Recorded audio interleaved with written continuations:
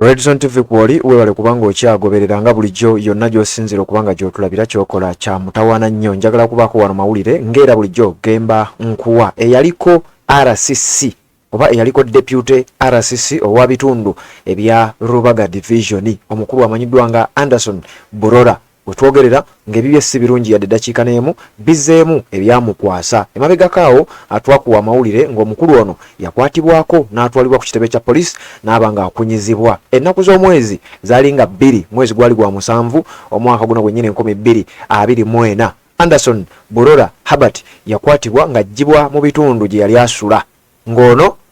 yajjibwa mu bitundu ebya Nakawa Division eno nga gye yalina amaka ge era nga gy'asula newankubadde nga yali akolanga Deputy RCC ow'ebitundu ebya Rubaga Division. Kaakati we twogerera waliwo ekiwandiiko ekifulumidde ku mukutu gw'amawulire ogwa Daily Monitor official website naku z'omwezi nga 3 omwezi gwa December 2024 lunaku lwaleero lwakubiri gwa mpuliriza ku mukutu ogwa Redson TV. Omukulu ono bazzeemu ne bamuwandiikira ekiwandiiko kibakuntumye oba ekibaluwa kibakuntumye nga ssaawa yonna bagenda kuddamu okubeera nga bamuvumbagatira, bagenda kuddamu okubeera nga bamujimba ku nsonga zaaki mbu alina ebigambo byayogera ebitaali birungi nnyo. Ebigambo bino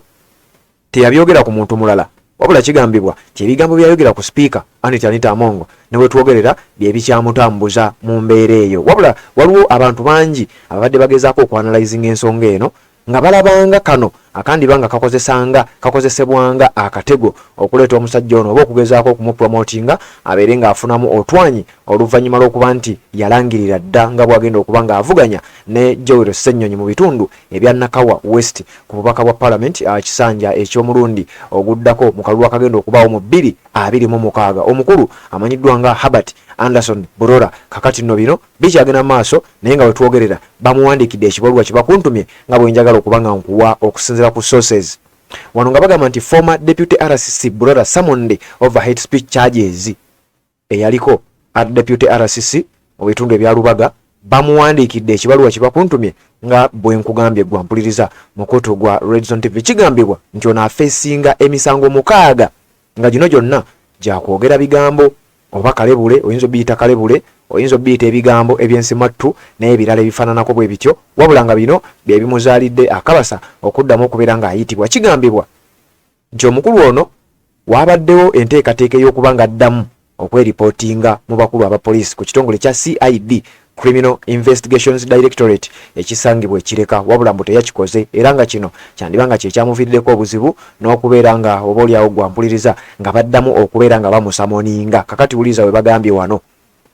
The Buganda Road Chief Magistrates Court has issued a criminal summons against the embattled former Deputy Resident City Commissioner RCC Mr. Burora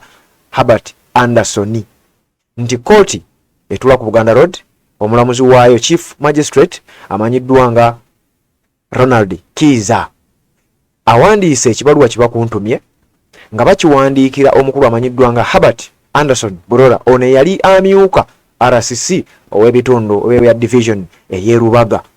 Chief Magistrate Ronald Kiza was prompted to issue the summons following Mr. Burora's failure to appear in court as scheduled on Tuesday morning. Kigambibwa olunaku olwaleero olwokubiri ennaku z'omwezi nga 3 mwezi gwa December 2024 omukulu ono yabadde alina okuddamu okweripotinga ku kitongole kino ekya poliisi abeere ng'addamu okuwozesebwa n'ebigambo ebirala nga buyinza okuba nga obitegeera, wabula mbu olw'ensonga ezitali zimu era ezitannategerekeka ezitannyonnyoddwa omukulu teyalabiseeko. Kino nno kyaddiridde abakulu ne bagamba nti bwe kanabanga kamanyiiro ojja kukatwala walala, tetugenda kukkiriza kubeera ng'ate tubirekaawo newankubadde ng'oli mukozi mu kibiina ekya NRM ekikulemberwa mukama wawo General Yoweri Kaguta Museveni ng'ate ffenna kye tukolera abakulu bagamba ffe tujja kuddamu tukuyite ojja kujja obitebye. Era ekibaluwa kino kiraga nti bwe bamusanga wonna bayinza n'okuba nga bamuyoola. Kati wulira we bagambye Mr. Burora is facing 6 counts of hate speech and spreading malicious communication, specifically for sharing information about the Speaker of Parliament, Anita Amongo, that portrayed her as a torturer, murderer, kidnapper and a corrupt individual. Ulire ebigambo ebinoonyesa Mr. Burora Herbert Anderson eyaliko RCC ate nga bonna bakozi mu gavumenti eya General Yoweri Kaguta Museveni. Kigambibwa nti emisango 6 eginoonyesa Herbert Anderson Burora eyaliko RCC wa Lubaga Division wuliriza nti ku misango omukaaga kuliko okwogera kalebule ng'amwogera ku muntu omu speaker akubiriza parliament Nalongo Anita Amongo amawulire ago twaga kuwa bobanga obadde otugoberera byenjogerako obitegeera bulungi nnyo gwampuliriza kati wano nga bagamba nti Burora emisango giri mukaaga ebigambo byayogera ku speaker wa parliament amanyidwa nga Anita Amongo kuliko mbu yamuyita omutulugunyi tocha yamuyita omutemu madara namuyita omuwambi w'abantu kidnapper namuyita omuli w'enguzi corrupt official bino byonna Burora yagamba nti Anita Amongo akubiriza parliament byonna bimujjudde abiyina era abirabika kati wuliriza he has since denied the charges slapped against him okuva ku olwo yagaana emisango gyonna era yategeeza bw'ati in the absence wano okusinziira ku sources nga bagamba nti in the absence of a subject his sureties and lawyers this court issued criminal summons against him. Mr. Kaizi held before adjourning the case to January 7th 2025 for the suspect to appear nga tewali yaddaze simulamuzi we siba mweyimirira bonna tebalabise emisango omulamuzi amanyiddwa nga Kaizi agisindise paka ngina kuzomwezi musanvu mwezi gwa January omwaka 2025 wetugenda okuba nga tuddamu okubeera nga tubitandika wano nga bagamba according to the charge sheet in the offense of hate speech the prosecution states that between March 2024 and June 2024 in the areas of Kampala district or thereabouts while using a computer via X handle Herbert HB shared information that the Right Honorable Speaker Anita Amongo, the Speaker of Parliament, is a torturer, kidnapper, murderer and a corrupt, which information is likely to ridicule or degrade or demean and promote hostility against her. Nti wakati w'omwezi ogwokusatu omwaka guno gwennyini 2024 n'omwezi ogw'omukaaga Burora Harberson ng'ayita ku kibanja kye eky'omukutu gwa X oba eyali Twitter ekimanyiddwa nga Hada HB yatambuza ebigambo eby'obulimba ng'abiteeka ku Honorable Anita Amongo akubiriza parliament y'eggwanga nga bwe mbikugambye nti mutokyalinzi mubonyiibonyi kidnapper awamba madara mutemu corrupt muli wanguzi bino nno byonna wano nga bagamba mbu ebigambo bino birabikanga oba bisoundinganga ebigezaako okwagala okukkakkanya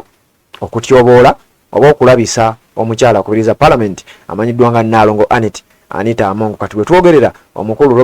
Herbert Anderson Burora bamuyise bamusamoninze mu kibaluwa kyenjagala okubanga nkutegeeza gwe ekiyise nga bwowulidde ku mukutu ogwa Red Zone TV wano njagala okubanga nkuleka tubeere nga ate tuwuliziganya mu updates eziddako. Assalamu alaikum wa rahmatullahi wa barakatuh. Amanya n'eddoboozi Haji Abdu omusomi w'eddua nkola ku nsonga ez'enjawulo emirimu nga gikutataganyeko ebyenfuna byo nga bidobonkanye ne oba oli bweru wa ggwanga emirimu gya kucankalanako jangu kusomere ku ddua okubeda nedda eddua zaabaawo eddua zisomebwa omuntu n'oterezebwa mu mbeera yonna ebadde kwesibyeko ekusibyeko akanyaaga nina ekyoto kyensobola okukumira wadde oli bweru wa ggwanga nga toli kumpi wano n'ofuna omukisa ogwo nawe n'osomerwako ku ddua nga nkuteddeko n'akabaani Allah ajja kusaasira ajja kwanukula kuba ku namba yange y'essimu 0752 44 71 56 ne ku WhatsApp kwendi mpereza obubaka sobole okuyamba. Assalamu alaikum wa rahmatullahi wa barakatuh.